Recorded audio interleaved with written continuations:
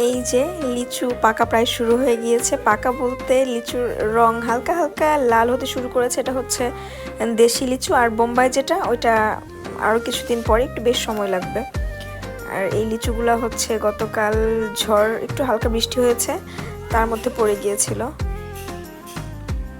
এই যে মাত্র একটু একটু সাদা অংশ হয়েছে, আরও সময় লাগবে কিছুদিন। আর এগুলাই আমার বাচ্চারা খাওয়ার জন্য একদম পাগল হয়ে গিয়েছে। আমিও বাচ্চাদের মতো বাচ্চাদের সাথে সাথে খাচ্ছি। আর আমাদের লিচুর বাগান আছে 3টা। ওই সব বাগানের লিচুগুলো যখন একদম সব পেকে লাল লাল হয়ে যাবে, তখন আপনাদের সবাইকে লাইভে দেখানোর চেষ্টা করব। কি যে ভালো লাগে দেখতে, খাবো কি দেখেই প্রাণ জুড়িয়ে যায়।